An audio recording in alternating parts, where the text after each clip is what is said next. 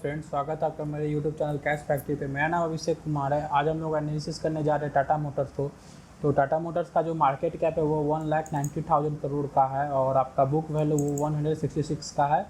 Promoter holding आपका 46.4% है और प्रमोटर ने बाई किया है 4% हिस्सेदारी और जो प्लेज परसेंटेज है वो आपका 1.82% है और जो आपका ROC है वो 6.27% है। और टाटा मोटर्स ओन करती है आपकी कुछ आपका प्रीमियम कार या आपका प्रीमियम कार बाइक ओन करती है, लाइक आपका जैगवार और लैंड रोवर्स। और एक आपका Korean second largest truck maker का भी इसमें हिस्सेदारी है कुछ, तो ये भी आपका अच्छा खासा एक प्लस पॉइंट है। तो उसके बाद हम लोग एक बार आ जाते हैं टाटा मोटर्स के फाइनेंशियल पर। तो हम लोग आते हैं यहाँ पर क्वार्टरली रिजल्ट पे। तो क्वार्टरली रिजल्ट पर साफ आपको मतलब कि यहाँ पर सेल मालूम चल रहा है और जो एक्स ऑपरेटिंग प्रॉफिट है वो भी 13,000 करोड़ का है और जो 2018 में 4,000 करोड़ का था। ऑपरेटिंग बिफोर टैक्स ये आपका निगेटिव है बिकॉज यहाँ पर जो इंटरेस्ट है वो काफ़ी हाई है, इंटरेस्ट हाई आपका चल रहा है। और जो हम लोग का यहाँ पर आ जाते हैं उसके बाद नेट प्रॉफिट, ये भी आपका कुछ खास नहीं है। यहाँ पर जो था आपका जो मार्च में जो पेंडेमिक था उसके के कारण आपका जो यहाँ पे लॉस हुआ है और कार नहीं बिकी है। तो हम लोग एक बार इसके सेल पर आ जाते हैं। तो सेल पे आपका इंक्रीज है आपका फिगर और जो ऑपरेटिंग प्रॉफिट है वो भी आपका इंक्रीज हुआ है, बट यहाँ पर थोड़ा मोड़ा कमा था, फिर यहाँ पे इंक्रीज आ गया पीक पर। और जो अदर इनकम है वो इनका कुछ खास नहीं है, कभी कभी लॉस भी दे देता है। और जो इंटरेस्ट है, इंटरेस्ट के कारण ही आपका ये कंपनी लॉस मेकिंग हुई है क्योंकि इसके ऊपर कर्ज बहुत है। और जो नेट प्रॉफिट है वो भी आपका अभी निगेटिव में है क्योंकि पेंडेमिक था पूरा साल। ये फाइनेंशियल ईयर आपका जो 20 और 21 था उस हिसाब से जो आपका कंट्री है वो मैक्सिमम क्वार्टर जो आपका लॉकडाउन में थी उसके चलते आपका जो यहाँ पे लॉस है। ना तो ये जो 12,000 करोड़ का लॉस है ये आपका 6-7 हो जाता करोड़ का। तो कंपनी धीरे धीरे रिकवर कर रही है, बोलने का मतलब यही है कंपनी रिकवर कर रही है। इसी के चलते हम लोग बाई भी यहाँ पर मतलब हम यहाँ पे रिकमेंडेड कर रहे हैं बाई करने का। बाई करना या नहीं करना वो आपके ऊपर डिपेंड करता है। और जो ब्रोइंग है वो आपका पीक पर था लेकिन धीरे धीरे कम हो रहा है। और ऑपरेटिंग बिफोर टैक्स भी, operating cash from operating activity भी आपका इंक्रीज है और कोई बैक डेप्ट नहीं है, जो है बस बुक में है। और हम लोग आ जाते हैं ROC पे। तो वो 6% का ROC है अभी इसका।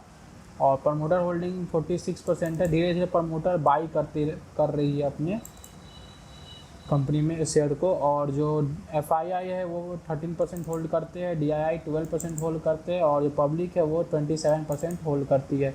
और यहाँ पर देख सकते हैं कि 2% 29% नेक्स्ट क्वार्टर में था, इस समय 27% है, मतलब कि प्रमोटर बाई किया है। और हम लोग एक बार इधर आ जाते हैं तो उसमें से भी आपका सिटी बैंक के पास आपका न्यूयॉर्क 10% हिस्सेदारी है और झुंझुनवाला जी के पास आपका 1.29% हिस्सेदारी है। तो इसका मतलब पब्लिक के पास आपका इस कंपनी का शेयर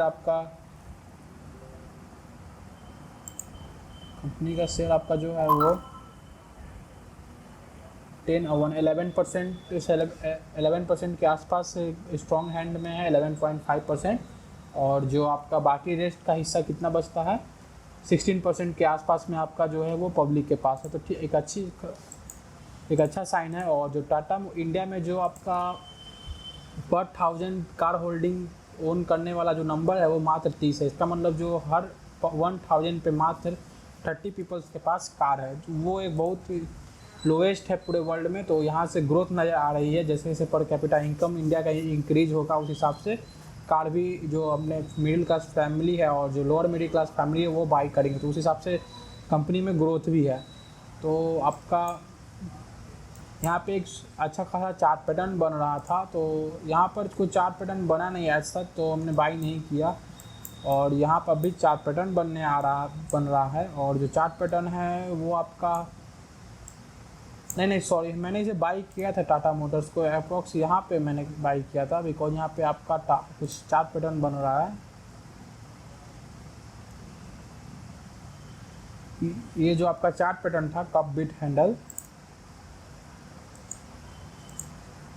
इस चार्ट पैटर्न को देखने के बाद हम लोग ने यहाँ पे बाई किया था और चार्ट पैटर्न अच्छा खासा था आपका, तो हम लोग ने यहाँ पे इसे बाई किया था अक्टूबर के आसपास जो रैली आई थी। और बेस बनाने के बाद जो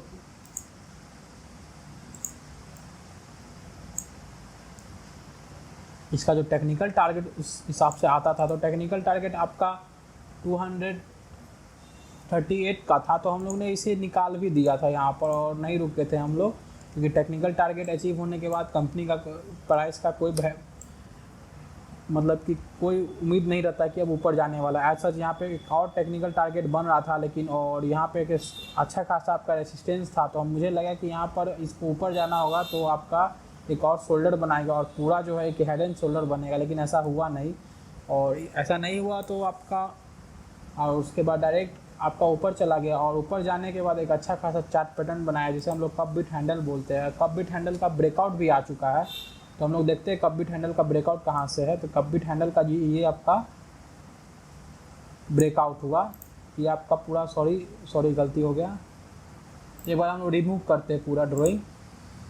और जो आपका कप बिट हैंडल है वो आपका यहाँ ये है और आपका ये पूरा कप है और ये एक छोटा सा हैंडल बना है। और हैंडल के हिसाब से आपका ट्रेडिशनल हैंडल भी यहाँ पर बना है, डाउन साइड का जो आपका ट्रेडिशनल हैंडल होता है कप का वही बना है। हम दिखाते हैं किस तरह से। ये आपका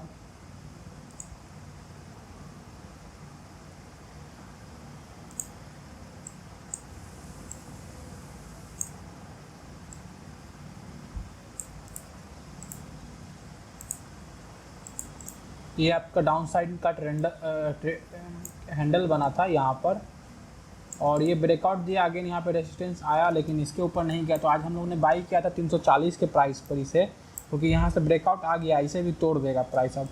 और इसे तोड़ने के बाद जो इसका टेक्निकल टारगेट बन के आता है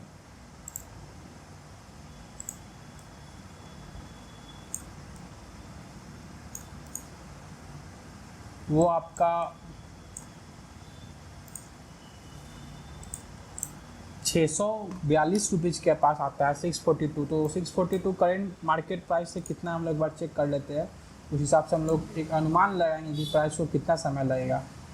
तो लमसम ये आपका 90% के आसपास है, तो 80% के, तो ये आपका कम से कम 2 साल लगेगा इसको जाने में। और नहीं आपका मैक्सिमम 2 साल लगेगा जाने में। और अगेन अगर रैली आया इस तरह से तो फिर 2 ही 3 महीना में हो जाएगा। तो ये आपका ऑपरेटर के ऊपर डिपेंड करता है कि इससे कितना समय लेता है ऊपर ले जाने में। अगर ऑपरेटर आराम से एग्रेसिव नहीं प्ले करता है और धीरे धीरे ले जाता है तो 1.5 या 2 ईयर में ये टारगेट अचीव हो जाना चाहिए।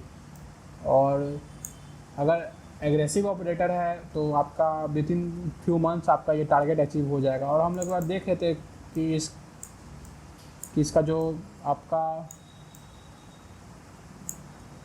इस पर टेक्निकल चार्ट पैटर्न काम करता है कि नहीं। तो हम लोग यहाँ पर आ जाते हैं और यहाँ पे एक टेक्निकल चार्ट पैटर्न बनता हुआ नज़र आ रहा है जिसे हम लोग रिवर्स हेड एंड शोल्डर बोलते हैं। और आपका ये आपका हुआ है रिवर्स हेड एंड शोल्डर, ये आपका हेड, फिर ये शोल्डर और फिर ये हेड। और जो इसका ब्रेकआउट था आफ्टर क्रैश, तो ये भी आपका उतना ही ऊपर गया था और यहाँ से इसने ब्रेकआउट देने के बाद देखते हैं कब इसने अपना टारगेट अचीव किया था। तो आपका टारगेट ये यहाँ पर अचीव किया 2012 में और ब्रेकआउट आपका मिला था आपको 2010 के लास्ट अगस्त महीना में। और हम लोग का जो आपका टारगेट अचीव हुआ वो आपका 80% का अप्रैल 2012 में हुआ था। अगेन 82% आपका टारगेट आपको विद इन 2 ईयर मिल गया, तो एक अच्छा साइन माना जाता है। और यहाँ पे मौका भी मिला, प्राइस रिटेस्टमेंट भी करने आया और यहाँ पर भी एक मौका मिला कि आपको निकलने का, जो आपको हम बताते हैं यहाँ पे कैसे आपको मालूम चला कि हमें निकलना है। अगर हम लोग यहाँ से बाई किए होंगे इसे, तो ये आपका 180% का आपका आता है।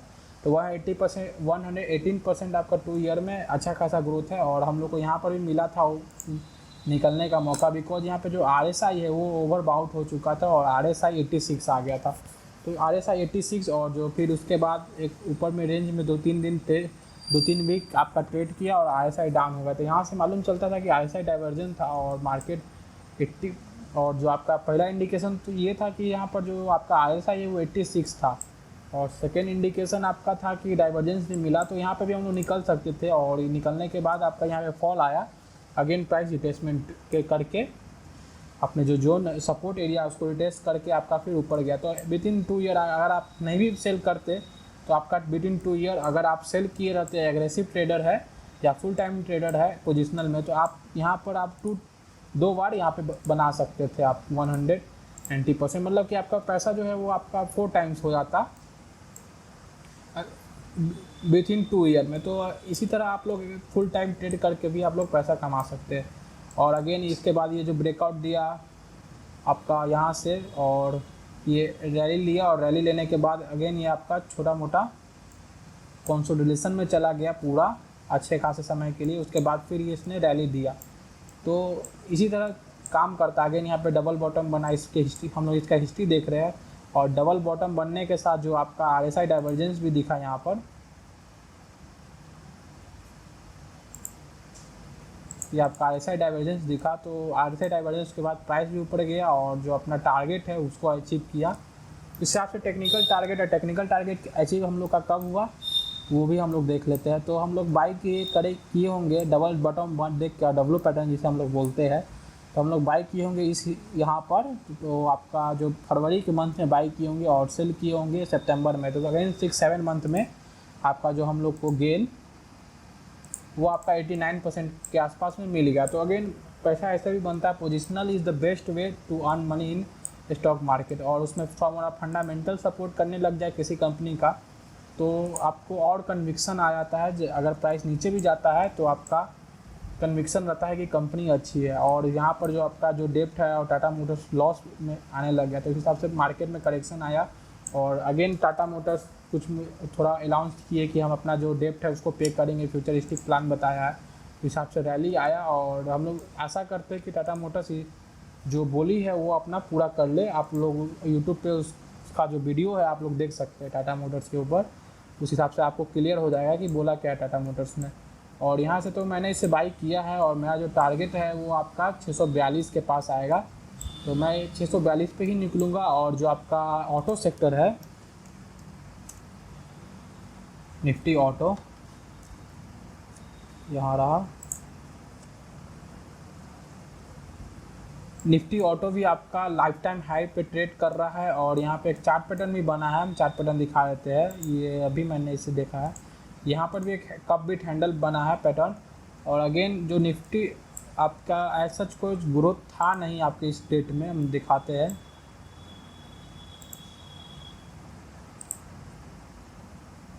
एज सच कोई आपका जो आपका 2016 से एज सच कोई ग्रोथ है नहीं इस इंडेक्स में, बस डाउन ट्रेंड था और रिकवरी आया है। तो अगेन ये अपना जो बुरा वक्त है वो काट लिया है। ऑटो सेक्टर भी ऊपर जाएगा, ऑटो सेक्टर ऊपर जाएगा मतलब मारुति सुजुकी भी ऊपर जाएगा। तो आज का वीडियो है मारुति सुजुकी के ऊपर, हम लोग कभी और वीडियो बनाएंगे। थैंक्स।